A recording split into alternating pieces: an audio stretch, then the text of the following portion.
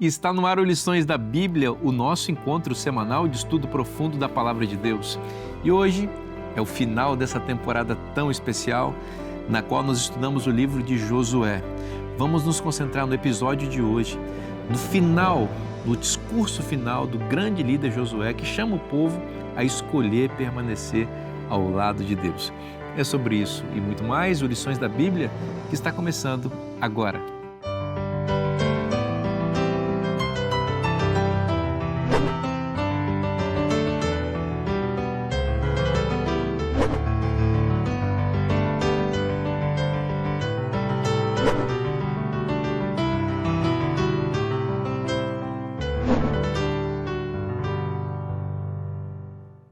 Estamos juntos aqui pela última vez nessa temporada, né? E que temporada especial Deus nos presenteou estudando o livro de Josué. Muito obrigado pela sua companhia conosco ao longo desses 3 meses estudando esse livro. Eu espero que você tenha sido edificado como eu fui aqui ao estudar a palavra de Deus, enxergar a fidelidade de Deus cumprindo todas as suas promessas, né? E eu queria agradecer de maneira especial aos nossos participantes, convidados que estiveram conosco aqui e vão deixar saudade, não é? Aqui à minha direita, o pastor André. André, foi muito bom, viu? Obrigado pela sua presença. Você nos abençoou aqui com a sua participação. Foi um privilégio, foi uma bênção poder ter passado esses 3 meses estudando a Bíblia com vocês. Amigo pastor Nilson, muito obrigado por ter vindo aqui, deixado suas atividades, sua igreja, sua família, não é? Durante esse período de gravações, e nos abençoar aqui com a sua participação tão especial, com palavras ao ponto, levando à igreja, né, o entendimento prático dessa mensagem. Muito obrigado. Amém. Eu que agradeço pela oportunidade de poder ter conhecido melhor um pouco os colegas. Agradeço a minha igreja, a comunidade Encontro Vida também, pelo tempo que a gente passou por aqui um pouco distante deles, né, e também a minha família. Muito legal. Pastor Jonatas, muito obrigado também pela sua participação. Foi muito especial, muito importante. A gente tem um carinho especial por você, estamos orando pelo seu ministério, né, à frente desse departamento tão importante da igreja, que Deus continue te dando sabedoria para guiar os nossos professores, né, de teologia. Obrigado, sua participação foi muito importante e especial para nós aqui. Muito obrigado, meu amigo. Também sou grato a Deus pelo privilégio de estar com vocês aí ao longo dessa temporada. E que jornada, né? Sim. Jornada incrível, essa que é a jornada do livro de Josué. E é bom saber que nós fazemos parte dessa jornada como povo de Deus. É verdade. Pastor Nilson, você ora para a gente, por favor? Vamos orar. Senhor nosso Deus, nosso Pai, nossa gratidão a Ti, Senhor, pelas bênçãos desse trimestre que nós podemos extrair do livro de Josué, tantas conexões importantes com toda a Tua palavra e, acima de tudo, com Cristo.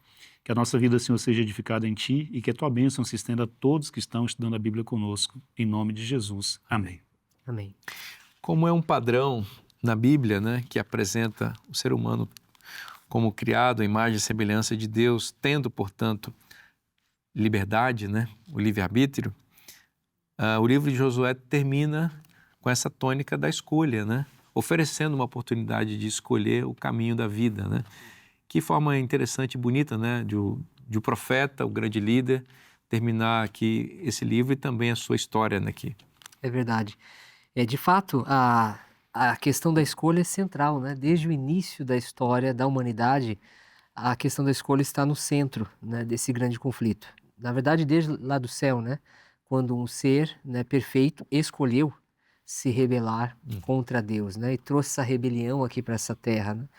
E no centro realmente do plano da salvação está o sacrifício de Cristo e a nossa reação diante desse sacrifício a partir das escolhas que nós vamos fazer. Uma questão curiosa, pensando no livro de Provérbios, a gente tem no livro de Provérbios 2 partes bem distintas, né? Na primeira parte, o pai está apelando ao filho, ao jovem, para que ele tome escolhas certas na vida, né? Faça escolhas certas na vida. E quando nós chegamos no capítulo 9, nós temos 2 mulheres, né, que estão fazendo um convite para esse jovem se banquetear. Uma é chamada mulher tolice e a outra é a mulher sabedoria, né? E essa primeira sessão de Provérbios termina com essa ênfase forte na questão da escolha. Nós precisamos escolher com quem nós queremos nos banquetear, com a tolice ou com a sabedoria. Basicamente é isso que está em jogo também aqui em Josué. né? A tolice apresenta aparentemente um caminho muito agradável, mas é um caminho que leva à morte. Enquanto enquanto a sabedoria está oferecendo a vida, né? Então, qual nós vamos escolher, né? Por que caminho nós vamos trilhar? Eu acho que isso é central, né, para toda a história do grande conflito e também aqui no livro de Josué. Não tenha dúvida, né? E esse Deus que nos oferece oportunidade de escolha, pastor Nilson, ele estabeleceu um projeto de salvação, uma aliança conosco, na qual nós podemos entrar por livre e espontânea vontade, né? Exatamente. O capítulo final de Josué, ele se dá exatamente nesse contexto, né? Vale a pena trazer à tona o texto, esse texto tão conhecido do livro de Josué, talvez o mais conhecido, né? Josué 24:15. Mas se vocês não quiserem servir ao Senhor, escolham hoje a quem vão servir. Eu e a minha casa serviremos ao Senhor. Um texto tão enfatizado, né? E esse capítulo final vai falar exatamente desse contexto da renovação da aliança. Josué está preocupado com o legado que ele está deixando, com o rumo da nação. E essa prática era comum no Antigo Oriente Próximo, da renovação da aliança, especialmente nos tratados de sucedania, em que o soberano reafirmava os termos do pacto aos seus vassalos. E existe, pelo menos aqui, a lição vai abordar exatamente isso, né? 7 pontos importantes desses termos, né? O texto apresenta 7 elementos, como o preâmbulo ali, identifica o sucerano, o prólogo histórico, né, que descreve o relacionamento passado, as estipulações da aliança ou do pacto, né, as bênçãos e maldições, a gente já viu tudo isso durante a lição, né, testemunho e o depósito escrito do tratado, e por fim a ratificação. Então, ao adotar esse formato de renovação da aliança, Josué transmite ao povo que a verdadeira realeza não vem de um ser humano, de um rei terreno, ou dele mesmo como Josué, mas vem da aliança com o Eterno. Interessante que todo o contexto do capítulo 24 tem essa aura da aliança, né? A gente vê a menção diretamente à aliança no versículo 25, tem, como foi mencionado, bênçãos e maldições. Há um prólogo histórico que nós vemos aqui, a partir do versículo 2 até o versículo 13, nós encontramos uma referência a Siquém, que é um local que está perto do Monte Ebal e do Monte Gerizim, que é o Monte da Bênção, o Monte da Maldição. Siquém foi o local em que Abraão construiu o seu primeiro altar quando chega à terra de Canaã. Então, todo o contexto aqui foi escolhido a dedo por Josué, o local, o contexto, o momento, tudo isso é especial e tem essa aura da aliança. O verso para memorizar, como foi destacado aqui, fala para a gente escolher a quem nós vamos servir.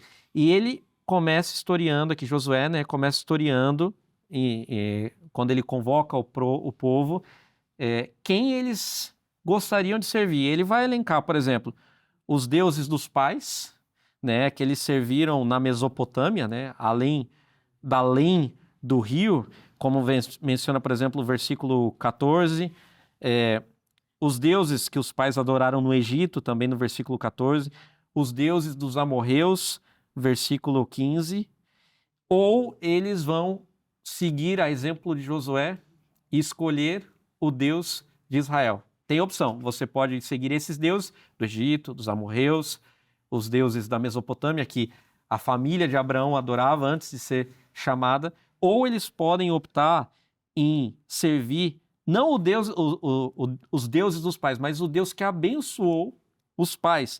Por exemplo, o Deus que trouxe os pais, né? Versículo 3, eu, porém, tomei Abraão, vosso pai, da além do rio, fiz percorrer toda a terra de Canaã. Ou então, o Deus que os libertou do Egito, versículo 6, tirando eu, vossos pais do Egito, viestes ao mar. Os egípcios perseguiram, e o texto continua. O Deus que expulsou os cananeus, versículo 12, enviei vespões adiante de vós, que os expulsaram da vossa presença. Então essa é a opção. Ou vocês escolhem o Deus ou os deuses dos pais, ou o Deus que abençoou os pais. Essa é uma escolha que não era muito difícil de fazer, né? Verdade. Ainda nesse princípio da escolha, tem um texto bem interessante no livro Serviço Cristão, né, na página 44, diz que Deus nos chama a uma consagração completa. Ele não aceita um serviço dividido. Toda a nossa energia pertence a Ele, que nos comprou com o seu sangue. Ou seja, todo o nosso foco deve estar ali no eterno, né? Uma coisa que me chama a atenção nessa recapitulação histórica é quantos zigue-zagues a história do povo de Deus fez, né? Quantas idas e vindas, quantos perigos, né, Israel acabou enfrentando, né? No início aqui, já temos a informação que Deus tirou Abraão de uma terra idólatra, né? Então, por várias vezes na Bíblia, a gente percebe que o plano de Deus está quase, né, sendo destruído ou desfeito. Mas Deus, no momento certo, interfere. Logo depois vem o Egito, né? E no Egito também o povo está escravizado, numa situação que não tem aparentemente solução. E Deus novamente interfere, né? E os tira ali do Egito. Depois, nesse caminho, né? Nessa jornada pelo deserto, você tem a questão de Balaque, Balaão, essa ameaça também ali para o povo, né? Essa tentativa de destruir o plano de Deus para o povo. Depois são os reis que os atacam também, né? E, enfim, você vai, através da história, vendo como que realmente Satanás vai interferindo para que o plano, tentando interferir, né? Para que o plano de Deus não se estabeleça na história de Israel. Uma das coisas que me chama a atenção nessa recapitulação histórica é a menção à situação envolvendo Balaão, né? Que é uma questão curiosa até na Bíblia, né? Balaque procura Balaão em Números capítulo 22, pela mesma razão que o faraó tinha os expulsado do Egito, né? Era um povo numeroso e que ia me derrotar, eu ia perder o meu domínio. Então ele procura Balaão, né?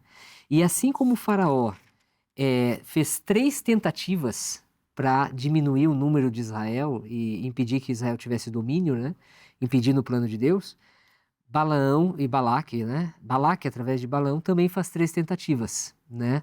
3 vezes Balaão abre a boca para pronunciar uma maldição, só que em vez de maldição, sai uma bênção, né? Então, essa história, eu acho que ilustra muito bem essa recapitulação histórica aqui de Josué, porque aquilo que Satanás sempre pretendeu como uma maldição, né, como um impedimento para o plano de Deus, agora Deus reverte e transforma uma maldição em uma bênção. Né? Muito bem. É muito bonito ver, né, a forma como Josué conclui o seu ministério aqui, não é? Veja, ele já tinha cumprido o seu papel, né? Já tinha colocado o povo na terra, ele já estava para se aposentar, ou aposentado, por assim dizer, não é?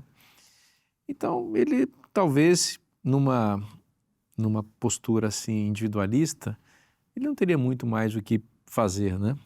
Mas ele resolve fazer uma renovação de aliança, né, com o povo, mesmo que ele não fosse mais viver, ele entende a necessidade de o povo renovar uma aliança com Deus.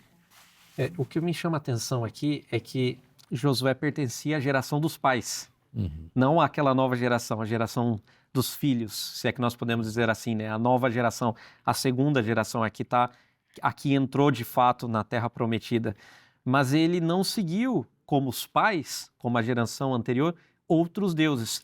Então isso mostra que não existe determinismo na vida das pessoas. Como um da geração dos pais, ele quebrou o ciclo. Ele não foi idólatra, como os pais.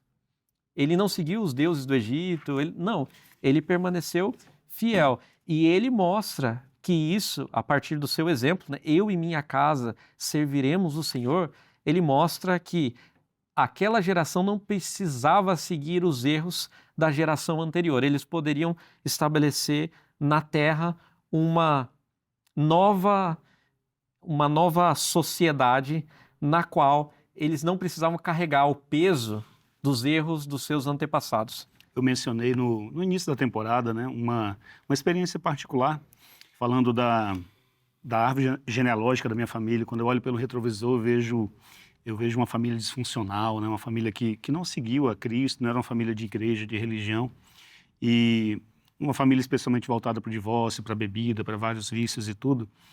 E eu ia nessa direção também, me envolvendo com bebida, cigarro, tal. Já aos 8 anos de idade isso parecia muito normal dentro do meu contexto. Mas quando eu aceito a Cristo com 15 anos de idade e faço essa aliança com Ele, Jesus faz essa aliança comigo, eu estou criando um pacto com Ele, uma aliança. E esse pacto eu aprendi na Bíblia, e conhecendo agora a história de Josué, quando ele diz, eu e a minha casa serviremos ao Senhor, ele está dando um exemplo para toda a nação.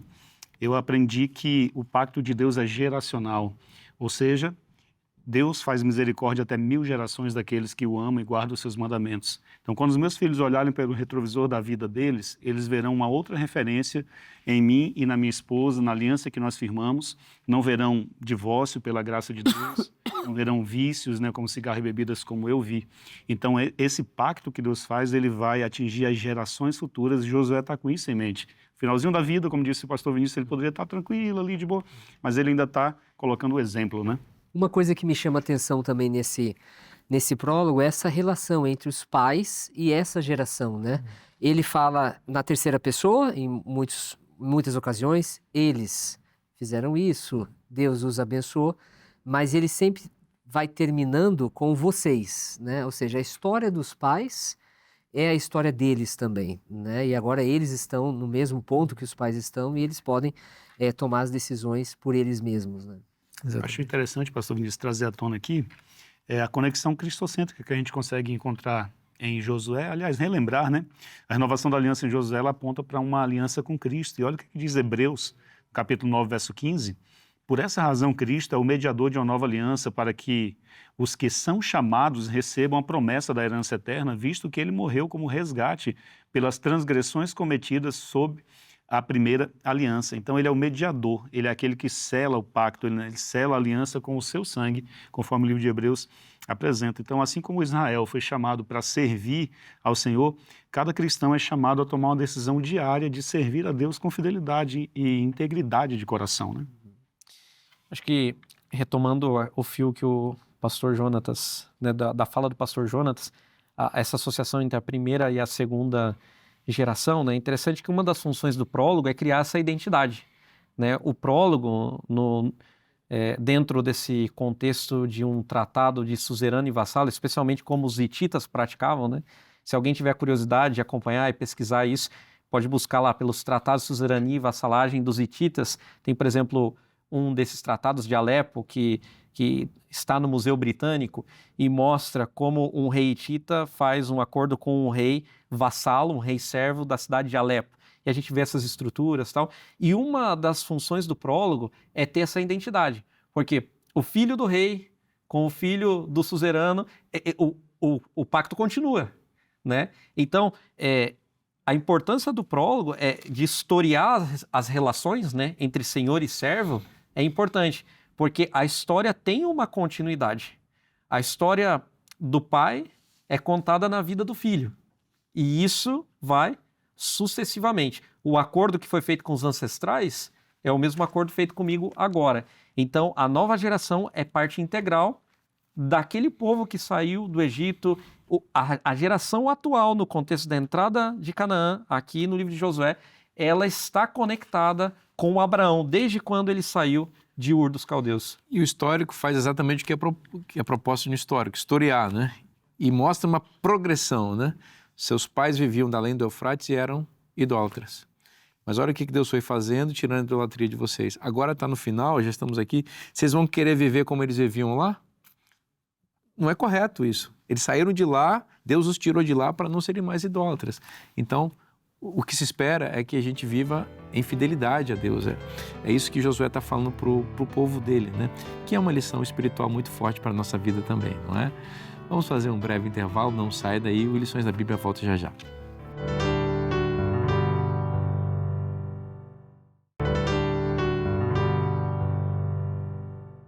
Já estamos de volta agora no segundo bloco do programa Lições da Bíblia. E eu queria fazer uma recomendação do coração para você, não é? Tive o privilégio de escrever essa revista, Céu ou Inferno, que apresenta exatamente a escolha que nós temos que fazer, né? Na lição dessa semana estamos falando sobre escolher. E você pode escolher o céu, que é a vida eterna, né? Que é o grande tesouro que Deus nos deu. E a lição tem esse título, ou essa revista tem esse título, né? Céu ou Inferno, porque a ideia é apresentar a doutrina da salvação. E o desdobramento da salvação é a vida eterna, para aqueles que escolhem, não é? Então, por isso esses dois caminhos. Nessa revista, por exemplo, você vai encontrar uma lição especial sobre o Evangelho eterno. Muito significativo isso, porque Deus tem um evangelho, uma forma de pregar e de salvar, de Gênesis a Apocalipse, do Éden à nova terra. Não muda o método de Deus. E aqui a lição vai explicar exatamente qual é esse evangelho eterno, né? Vai falar sobre toda a dinâmica da salvação, justificação, santificação, glorificação. Vai apresentar a doutrina da substituição, muito importante na Bíblia para compreender como o Evangelho nos alcançou e nos salvou. Então, eu recomendo que você tenha essa revista muito especial. Então, faz o seguinte, agora para tudo e manda uma mensagem para o WhatsApp que está aparecendo aí na sua tela. 12 98244 4449 e receba gratuitamente essa revista como um oferecimento dos Anjos da Esperança.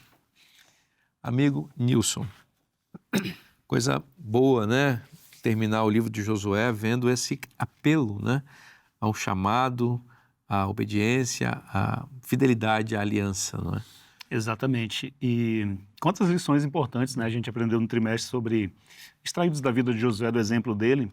O texto de Josué 24:14, por exemplo, introduz dizendo assim: agora temam o Senhor e o sirvam com integridade e fidelidade. Joguem fora os deuses que os seus antepassados adoraram, além do Eufrates, e no Egito sirvam ao Senhor. Falando de deuses, a gente acha que idolatria é só deuses materiais, que você adora ali, uma imagem de escultura, alguma coisa assim. Mas só abrindo um parênteses, né? Tudo aquilo que você, quem sabe, é o primeiro pensamento da manhã e o último pensamento da noite, que não é o Senhor, talvez possa ser um ídolo no seu coração. Então isso é algo que a gente tem que acender um alerta, né? E o apelo de Josué aqui é muito claro na necessidade de servir ao Senhor com integridade e com verdade.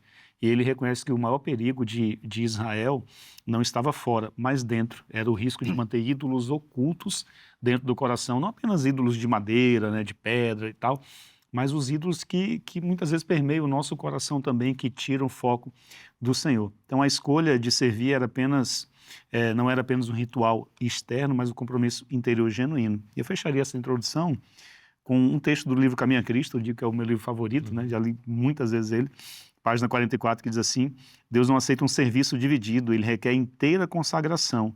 A menos que isso seja feito, nunca poderá haver crescimento verdadeiro na graça. Né?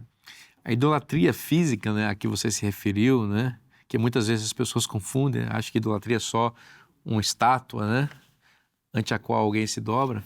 Na realidade, esses ídolos, eles materializam, não é, os desejos do coração do homem, né, que no fundo o ídolo é aquilo que você realmente deseja e se aprofunda nele, como você mencionou.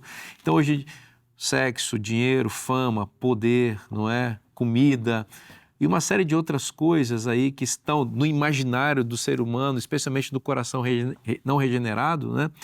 São os ídolos de verdade, né? Que na antiguidade e ainda hoje são materializados ou eram materializados em indivíduos, em imagens, em representações, mas que aguçavam esses sensos mais íntimos e profundos do coração humano, né? Então você falou muito bem, se nós, mesmo vivendo numa sociedade secular, em que os altares não estão aí, à torta e à direita, em cada esquina, mas a gente tem que lembrar que esses altares muitas vezes estão dentro do nosso coração, e Deus nos chama a uma religião de integridade, em que esses ídolos são removidos do coração e o temor do Senhor se expressa de maneira genuína. Né? É verdade. Essas duas palavras são muito importantes, né? Esse serviço é caracterizado por duas palavras hebraicas, né? Ou tamim, né? Que normalmente descreve a integridade, mas é usada muito para dizer que um sacrifício, ele é perfeito, ele é apropriado, né? Então, o serviço de Deus precisa ser completo, né? Integral, né? Nesse sentido. E uma das falhas dessa geração de Josué, a gente vai ver isso no início de Juízes, é que eles não seguiram completamente o Senhor, ou seja, não seguiram com integridade. Então, um serviço no meio do caminho é tão perigoso quanto um serviço completamente destoado da vontade de Deus, né? Então, acho que esse serviço é importante. Servir completamente, né? Essa palavra é importante. E verdade, emet, né? Ela denota essa firmeza, né? Essa fidelidade que estabelece uma constância, né? Que é requerida de nós na nossa vida, porque na nossa vida cristã nós passamos por altos e baixos, né? E é a nossa fé, a nossa confiança em Deus é que vai manter essa constância, né? Na nossa vida cristã. Eu acho interessante a resposta que o povo dá à exortação de Josué. Depois de historiar, né, todo o que nós vimos aqui no prólogo e fazer a exortação nos versículos 14 e 15, convocando o povo a deitar fora os deuses, a lançar fora os deuses que os pais haviam adorado e dizer que eu e minha casa serviremos ao Senhor, o povo reage e diz: longe de nós abandonarmos o Senhor, versículo 16, para servirmos a outros deuses, porque o Senhor é o nosso Deus. Ele é quem nos fez subir, a nós e nossos pais, da terra do Egito, da casa da servidão. Nessa primeira parte, nós vemos uma reação ao discurso de Josué, de que os antepassados haviam servido os deuses do Egito, né? Então, eles respondem ao discurso. E o texto continua: o povo também serviria ao Deus que fez grandes sinais para guardá-lo. Na sequência, nós vemos aqui no versículo 17...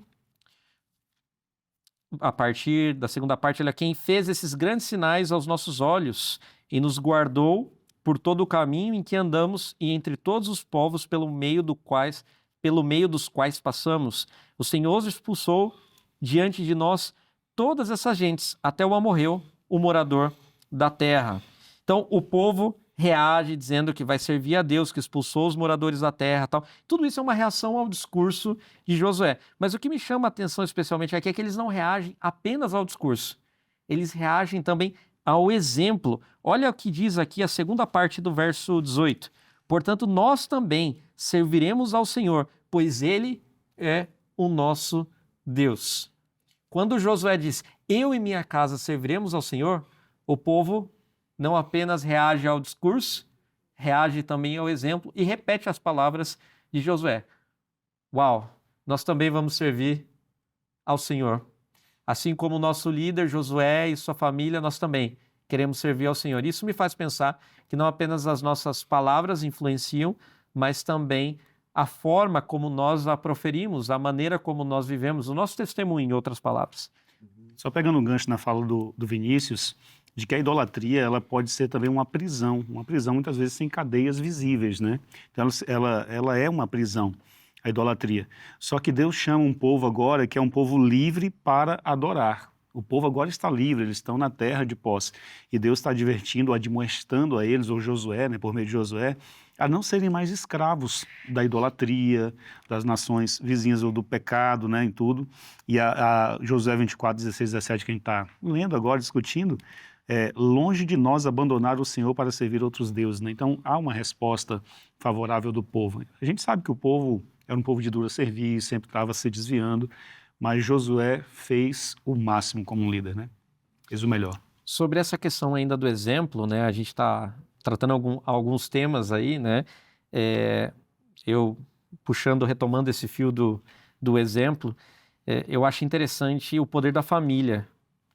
Eu fiquei impactado com essa imagem de Josué, juntamente com a família, dizendo, não, nós aqui temos um compromisso e isso inspirar o povo.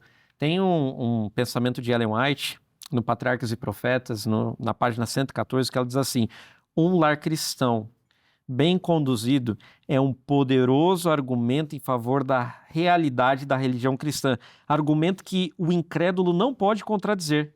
Todos podem ver que há na família uma influência e atividade, a qual afeta os filhos, e que o Deus de Abraão está com eles. Se os lares dos professos cristãos tivessem um molde religioso correto, exerceriam uma poderosa influência para o bem, seriam de fato a luz do mundo. Então, eu acho que o propósito de abençoar todas as famílias da terra, que é a missão de Abraão, ser um canal de bênção, começa de maneira nuclear na nossa família, essa nossa primeira agência missionária, né? E por meio da família, como Ellen White destacou aqui, como a gente vê no exemplo de Josué, nós podemos testemunhar e podemos cumprir essa missão, a missão abraâmica de construir altares por onde quer que nós passemos, né? Invocando o nome de Deus e testemunhando desse Deus. E o próprio cânon cristão, em Malaquias, termina com essa ideia, né? A missão desse novo Elias seria trazer, né, converter os filhos, né, dos pais aos filhos. Então, há uma discussão se ali os filhos e pais são biológicos ou são ancestrais, espirituais, mas independente do caso, a gente pode entender que como família, como povo de Deus, Deus quer que nós estejamos juntos, né, como uma família mesmo, o adorando. eu queria destacar a importância de uma pessoa como Josué na vida de Israel e pensando na importância da liderança espiritual nas instâncias diferentes da vida.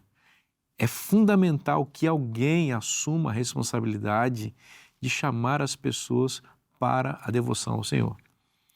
Né? Imagina uma casa em que não há um sacerdote, não há alguém que entenda que precisa dessa responsabilidade. Essa casa fica desordenada.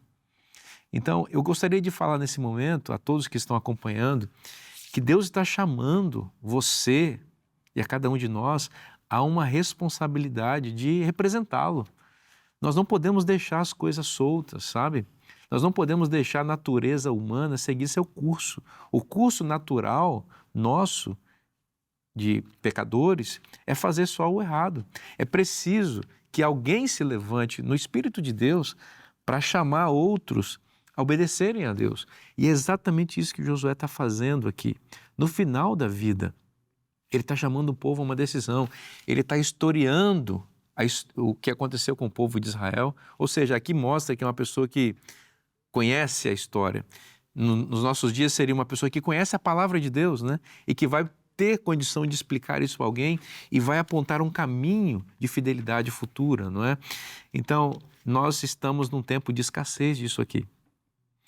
É curioso que no tempo de Josué também essa escassez é uma realidade. A Bíblia não mostra um sucessor para Josué. Me parece que não havia pessoas tão dispostas a seguir o Senhor como Josué seguiu a Deus, seguindo o exemplo de Moisés, não é? Depois nós vamos ver o livro de Juízes, em que a coisa vai passar por um processo complicado em Israel. Mas temos que valorizar as pessoas que são usadas por Deus para nos chamar a responsabilidade com o Senhor e precisamos sentir a nossa responsabilidade também de sermos essas pessoas para os outros. Né? É verdade. E eu acho que um alerta também importante que o livro de Josué nos faz é essa importância não apenas de ter esses líderes, respeitar esses líderes, mas o fato de esses líderes prepararem também outros líderes, Exato. né? A formação de líderes no contexto da igreja e mesmo no contexto secular, ela é fundamental. E para mim esse é um dos grandes silêncios do livro de Josué, né? É um dos grandes intervalos. A gente espera um novo... Falta isso, né? Cadê um profeta como Josué? O livro começa com um profeta como Moisés, mas não tem um profeta como Josué, né? E essa falta, né, dessa liderança vai realmente interferir de uma maneira muito profunda, né, no futuro de Israel, um futuro não tão distante aqui Exato. do livro de Josué.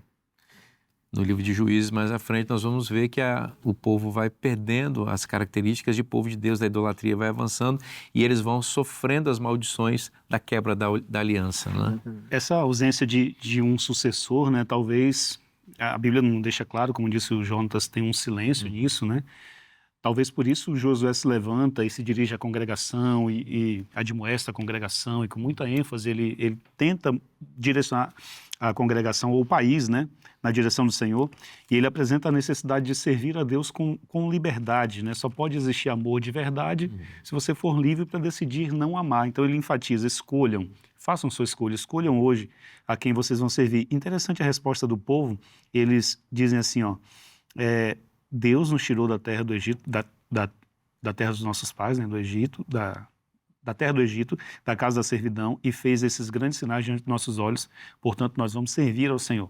Então ele tem uma resposta positiva do povo, dizendo, nós vamos servir. Por que eles vão servir? Porque são livres. Somente quem é livre pode servir e pode obedecer, né? Exatamente. Verdade. Há um diálogo aqui, né, entre Josué e o povo, e Josué é duro.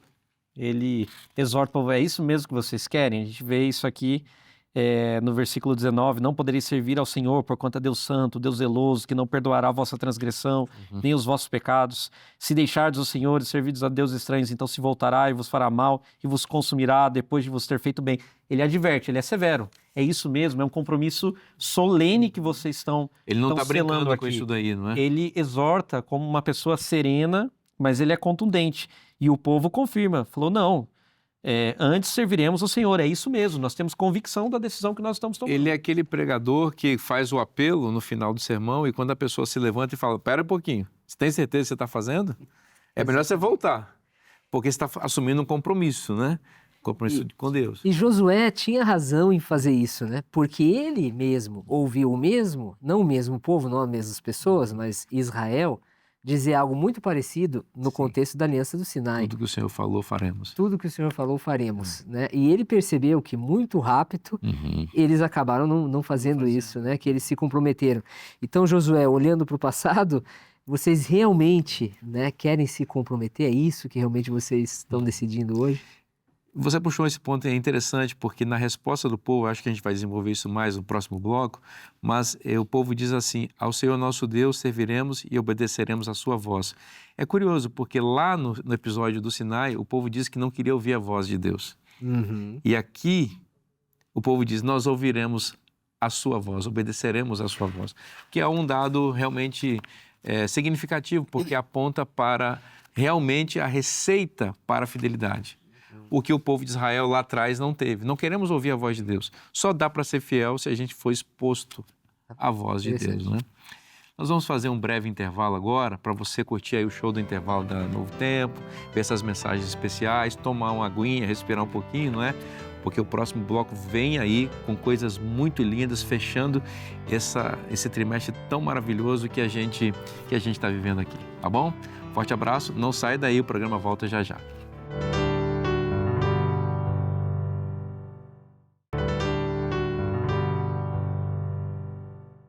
Estamos de volta para o último bloco dessa temporada tão especial, né? Aprendemos tanto, não é?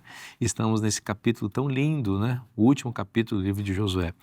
Obrigado aí pela sua companhia, viu? Obrigado também a você que é anjo da esperança, que ajuda a manter esse programa no ar. O Lições da Bíblia vai ao ar porque tem pessoas queridas, né, que enviam recursos para Novo Tempo para que essa programação de estudo da Bíblia possa estar no ar 24 horas por dia. Deus seja louvado pela sua vida. Se você ainda não é anjo da esperança e deseja participar, manda agora uma mensagem para o WhatsApp que está aparecendo na sua tela, que a nossa equipe vai entrar em contato com você para te dar os caminhos para você fazer parte também dessa rede do bem que conecta pessoas ao Evangelho, inserindo a esperança da vida eterna no coração das pessoas. Bom, idolatria é o tópico aqui, não é? Nós estamos na lição de quarta-feira, e Josué está exortando o povo a se livrar dos deuses, né? É verdade. Eu acho muito interessante, né, a definição de ídolo de D.K. Beale.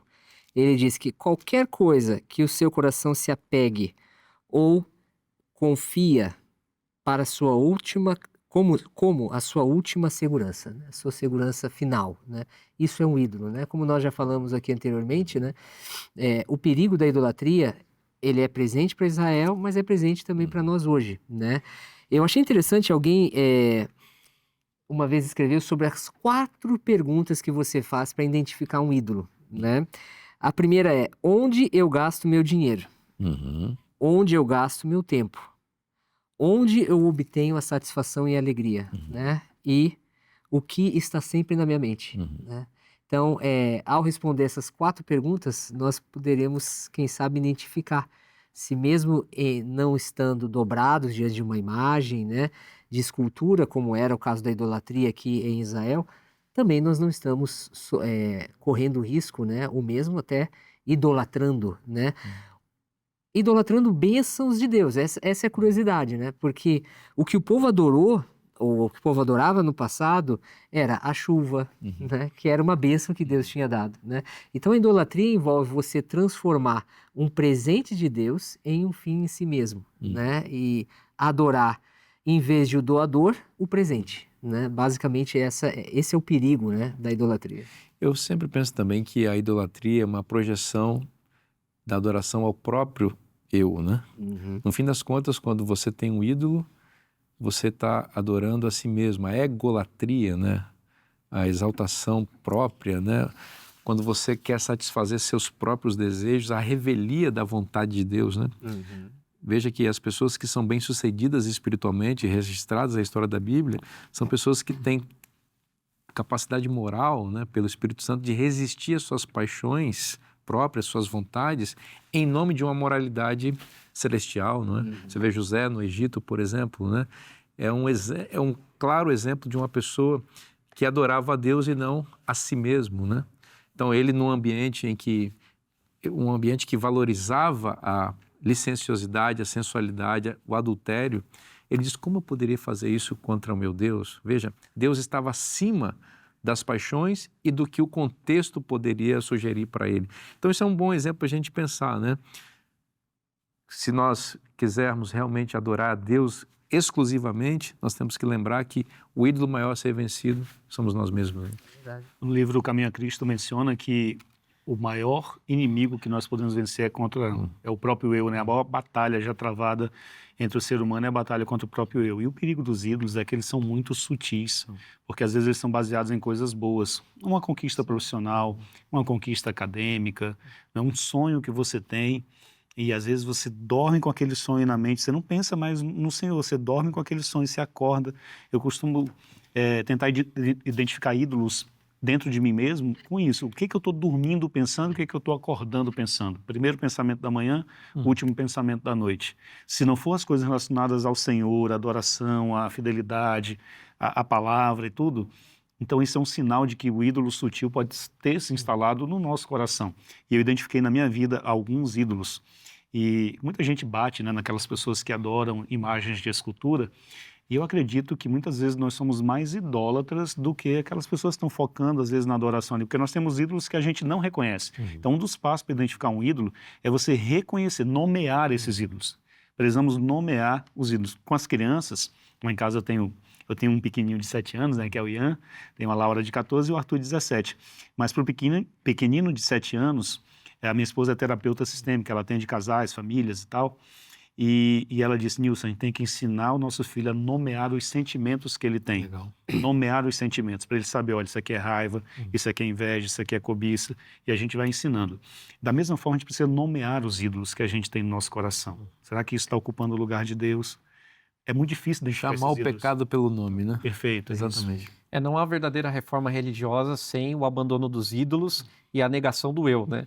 Quando a gente olha aqui a exortação de Josué no versículo 23, falando para o povo deitar fora os deuses estranhos, numa linguagem que remete à experiência de Jacó, também exortando a própria família.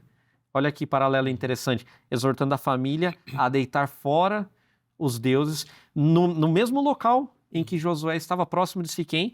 Isso a gente vê aqui no versículo 26, falando que menciona que foi erigida ali uma pedra, né, debaixo do carvalho que estava em um lugar santo do Senhor, que era naquela região do carvalho mencionada lá em Gênesis capítulo 35, versículo 4, no local em que Jacó e a família enterraram os deuses. Então, a gente vê que tanto na experiência de Jacó quanto na experiência de Josué com o povo, a reforma religiosa envolveu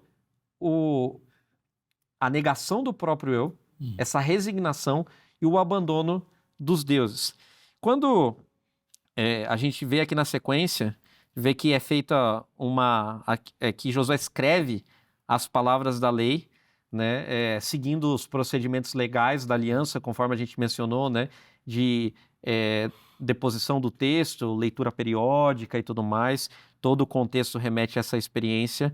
Nós vemos aqui que ele coloca uma pedra como testemunha, versículo 27, disse Josué a todo o povo: eis que esta pedra nos será testemunha, pois ouviu todas as palavras que o Senhor nos tem dito, portanto será testemunha contra vós outros, para que não mintais ao vosso Deus.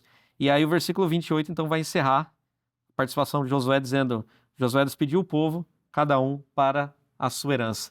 Então nós temos aqui o final de um líder bem sucedido.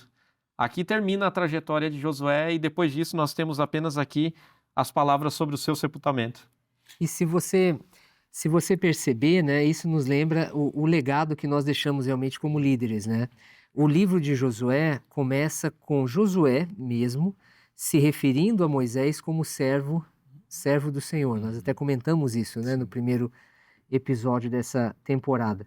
E agora o livro de Josué também vai terminar provavelmente com uma outra pessoa, porque aqui é a descrição da própria morte de Josué, né? Igual Deuteronômio, né? Igual Deuteronômio, nesse sentido termina da mesma maneira. Pode ter sido Josué mesmo que escreveu o capítulo 35. Exatamente, né? Alguém agora está refletindo sobre o legado de Josué, né?